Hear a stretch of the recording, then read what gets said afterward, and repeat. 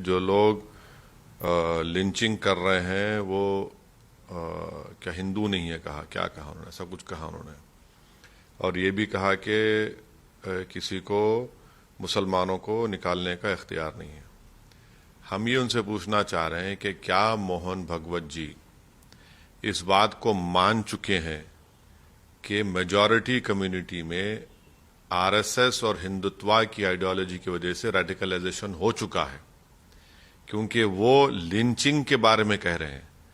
तो हमारा मानना यह है कि आरएसएस अगर मानती है कि मुसलमानों का लिंचिंग हो रहा है तो क्यों हो रहा है, करने वालों का क्या ताल्लुक हिंदुत्व की आइडियोलॉजी से है या नहीं है, और अगर हो रहा है तो क्या उनका रेडिकलाइजेशन अगर हुआ है तो उसका जिम्मेदार क्या आरएसएस और हिंदुत्व की आइडियोलॉजी नहीं है, और अगर ये है तो क्या आरएसएस उन लोगों का ओपनली कंडेमनेशन करेगा जिन्होंने पीलू खान को मारा, रकबर को मारा, अलीमुद्दीन को मारा और आपके अखलाक को मारा, आसिफ को मारते हैं और महापंचायत करके बीजेपी का स्पोक्सपर्सन कहता है कि क्या हम इनको मर्डर भी नहीं कर सकते? तो क्या इन तमाम लोगों को मोहन भगवत, जनाब मोहन भगवत, आरएसएस इनको डिसोन करेगी? और क्या वो सरकार पर दबाव डालेगी कि लिंचिंग के खिलाफ एक कानून बनाया जाए? और क्या ये बात सच नहीं है कि कल ही दिल्ली से नोएडा में काजिम अहमद को क्यों मारा गया?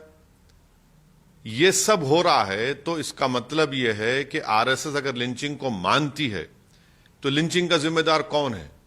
क्या आरएसएस इस बात को मानने को अभी भी तैयार नहीं है कि उनकी हिंदुत्व की आइडियोलॉजी की वजह से मेजॉरिटी कम्युनिटी में ये जो लोग कर रहे हैं वो रेडिकलाइज हो चुके हैं? मैं इन तमाम चीजों को मोहन भगवत की सिर्फ लिप सर्विस मानता हूं, इसलिए कि वेस्टर्न कंट्रीज में, खास तौर से यूएसए में, और यूएसए में जो ह्यूमन राइट्स का जो स्टेट डिपार्टमेंट की रिपोर्ट है, कंट्रीज ऑफ कंसर्न में हमारे देश का नाम आ चुका है। तो ये सब उनके लिए किया जा रहा है। अगर वो वाकई में रियलिस्ट हैं, वो वाकई में इसको बीमारी समझते हैं लिंचिंग को, वो वाकई में ये समझते हैं कि मेजॉरिटी कम्युनिटी में एक सेक्शन रेडिकलाइज हो चुका है, तो फिर उनको डिसोन करना पड़ेगा। एक्स मिनिस्टर अखलाक के मारने वालों की लाश पर तिरंगा लहराते हैं, तिरंगा बिछाते हैं।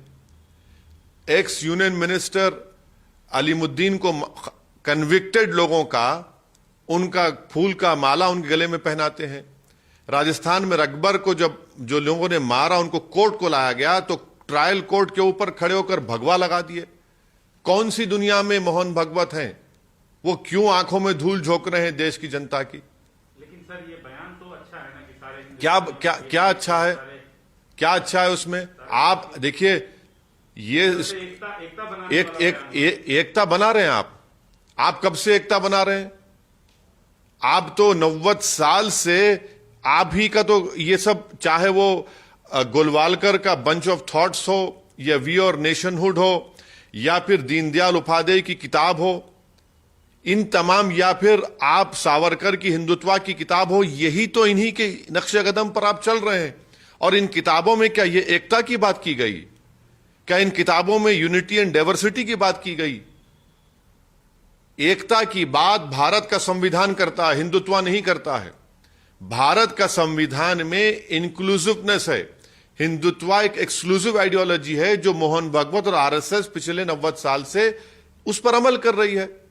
कहां एकता होगी?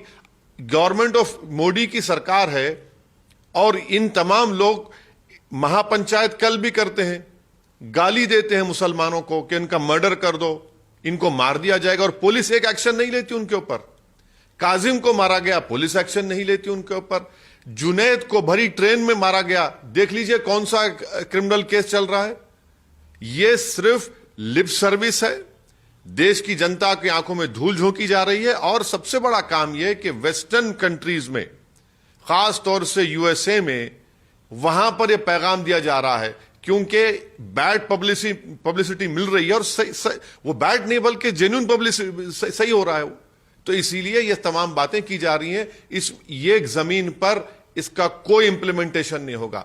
अगर डिसोन करेंगे, इस बात को मानेंगे कि हां रेडिकलाइजेशन हुआ है, और कैसे उनको डिरेडिकलाइज करेंगे, ये इनको सोचना पड़ेगा। सर एक दूसरा सवाल, योगी आदित्यनाथ ने आपको चैलेंज किया है यूपी के चुनाव के मद्देनजर, क्या कहना है आपका? बिल्कुल, हम तो मेरी 3 महीने की पुरानी स्पीच है उतरला में।